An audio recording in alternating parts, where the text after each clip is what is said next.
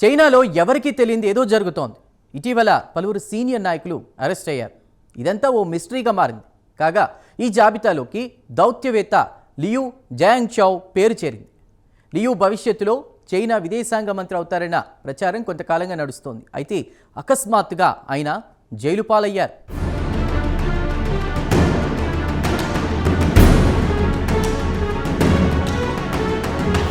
చైనాలో కొంతకాలంగా గందరగోళ పరిస్థితి నడుస్తోంది. ఎప్పుడు ఏం జరుగుతుందో ఎవరూ చెప్పలేకపోతున్నారు. సీనియర్ నాయకుల అరెస్టులు కొనసాగుతున్నాయి. ఎందుకు అరెస్టు చేస్తున్నారో కూడా తెలియడం లేదు. ఇలా అరెస్టు కాగానే అటు జైలుకు తరలిస్తున్నారు. మరోవైపు అధికారులు వచ్చి 1,00,000 ప్రశ్నలు వేస్తున్నారు.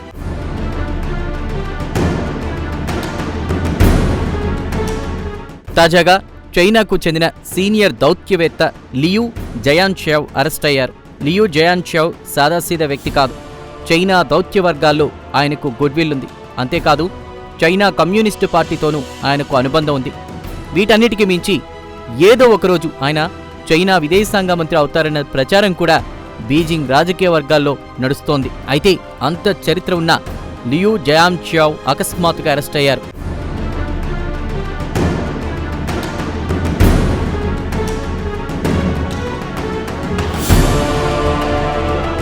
వాస్తవానికి కొన్ని రోజుల క్రిందట ఒక విదేశీ పర్యటన ముగించుకుని లియూ జయాంగ్షౌ బీజింగ్ వచ్చారు.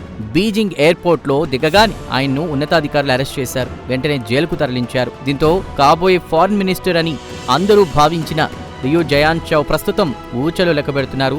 అంతేకాదు ఉదయం సాయంత్రం దర్యాప్తు పేరుతో ఆయన్ను అధికారులు గంటల కొద్దీ ప్రశ్నిస్తున్నారు.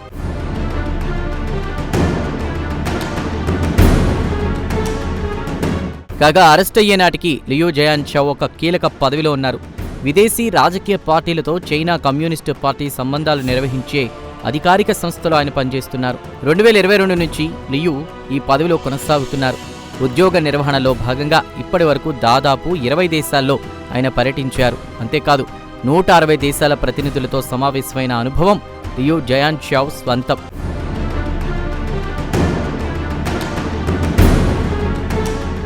లియూ ఈశాన్య చైనాలోని జిలిన్ ప్రావిన్స్లో జన్మించారు.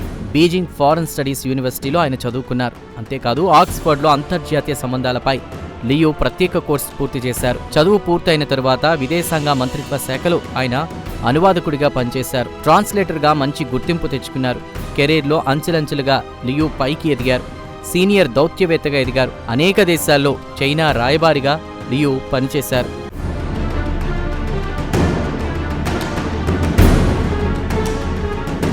ఇదిలా ఉంటే చైనా రాజకీయాల్లో ఇటీవల షీ జిన్పింగ్ అధికారం మసకబారడం ప్రారంభమైంది.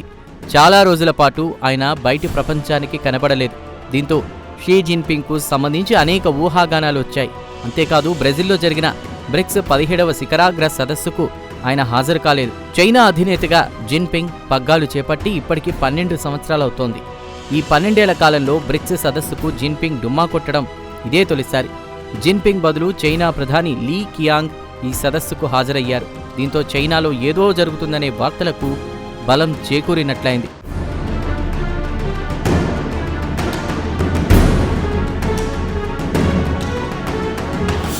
అంతేకాదు జిన్పింగ్కు అనుకూలులుగా పేరున్నటువంటి పలువురు సీనియర్ మిలిటరీ ఆఫీసర్ల యూనిఫామ్లు ఊడిపోయాయి. మరికొంతమందికి డిమోషన్ లభించింది. దీంతో షీ జిన్పింగ్ కుర్చీ కింద నీళ్లు వచ్చాయన్నటువంటి వార్తలు అంతర్జాతీయ రాజకీయ రంగంలో హల్చల్ చేస్తున్నాయి.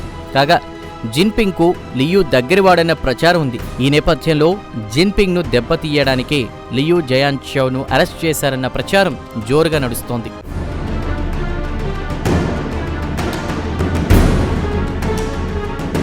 ఇక ఇదిలా ఉంటే లియూ జయాంగ్షౌ అరెస్టుకు సంబంధించి చైనా ప్రభుత్వం ఇప్పటివరకు ఎటువంటి అధికారిక ప్రకటన చేయలేదు.